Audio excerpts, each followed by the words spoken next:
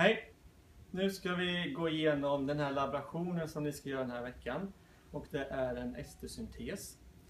En del i den labben är ett moment som vi kallar för tunnskiktskromatografie, eller TLC. Och den ska vi göra för att vi ska följa själva reaktionen. I organisk kemi, precis på mekanismerna, så vi vet lite mer vad det är som händer. Tunnskiktskromatografie kan man dela in i 3 delar. Det är 3 delar som är viktiga för den metoden. Det är att vi ska ha en kiselplatta eller TLC-platta med kiseloxid. Och det är den stationära fasen. Vi har plattor som ligger här. Jag kan visa lite snabbt. Ser ut så. Vi ska också ha ett lösningsmedel som ska vandra upp på den här plattan. Precis som ett papper som suger upp vätska, så funkar den här kisel att den sakta suger upp vätskan uppåt. Och då är det viktigt att vi har rätt lösningsmedel som också kallas ett elueringsmedel. Och som består av ett polärt och ett opolärt lösningsmedel. För vi vill att det ska separera då den här metoden.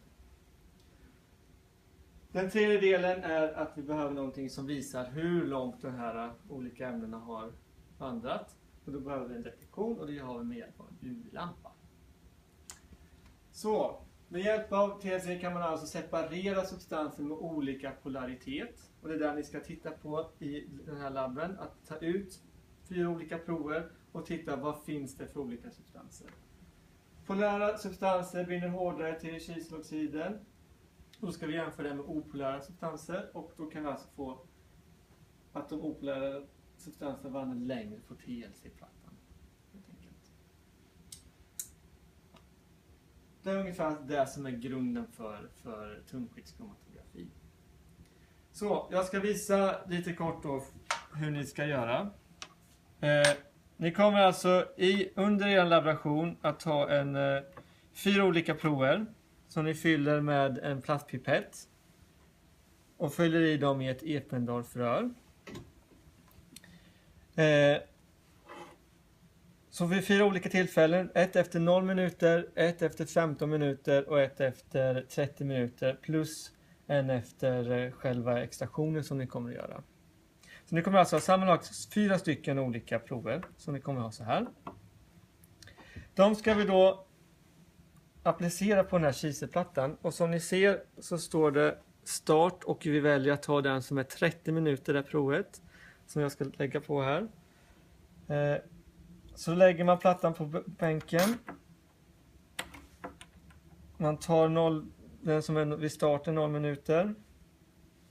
Och så tar man ut en sån här jätteliten tunn nål som ska suga ut lite den här vätskan.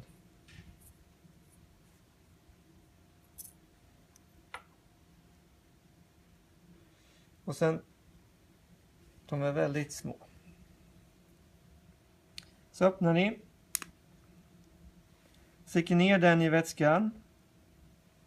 Och sätter den på själva punkten där. Ser ni att det blir lite blött där? Kanske inte ser, men det blir i alla fall där. Så gör ni det 3 gånger så att det blir ganska mycket vätska som hamnar där.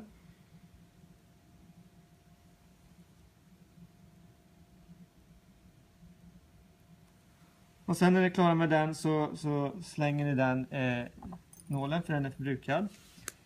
Sen tar vi då nästa prov så att det ska vara efter 30 minuter. Ta en ny nål. Eller nål kanske man inte kallar det, men...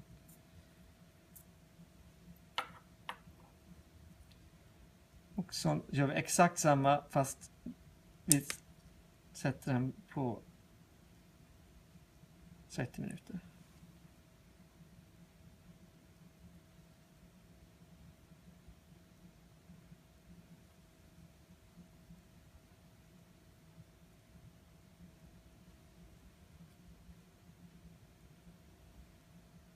Man ser att det åker ut vätska på den där, helt enkelt.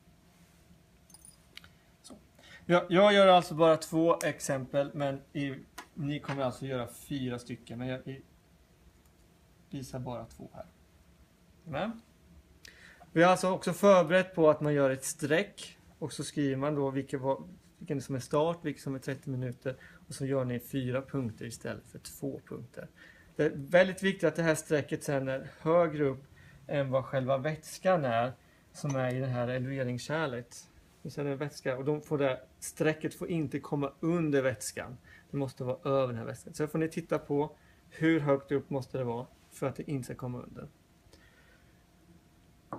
Här har vi också förberett en TLC innan. Jag ska ta ut den som finns i det här kärlet.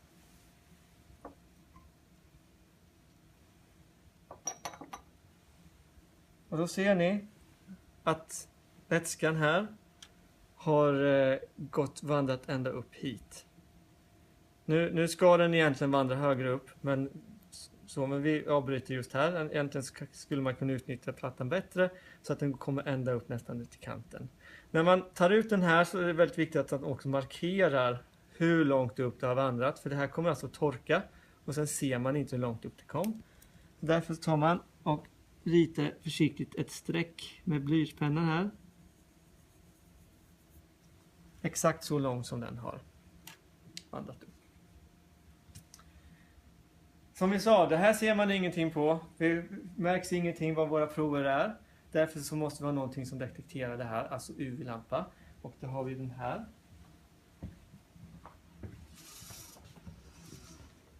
Den här är en UV-lampa, så sätter man igång den, sätter in under sitt prov här, sätter igång lampan, så tittar man bara ner här så ser man hur långt de har vandrat. Så kan man också markera med en penna. Om man inte, när man tar ut det så ser man hur långt de har vandrat helt enkelt. Jätteviktigt. Så, och då kommer det se ut ungefär så här. Då har jag prover som är applicerade. De kommer alltså vandra olika långt. Här har vi 2 exempel. Den ena här har alltså vandrat, och de här proverna har vandrat väldigt lika. Helst så vill man att de ska ha vandrat väldigt olika. Och det här styr man med hjälp av lösningsmedel så att man separerar ämnena. Så ju mer man separerar, desto bättre. Så det är det här elueringsmedel som vi kommer att använda i våra labb som separerar väldigt mycket. Inte den här första. Så, det här var alltså en del i labben som då kallas för tunnskiktskromatografi som ni ska göra. Som vi vill att informera om lite extra.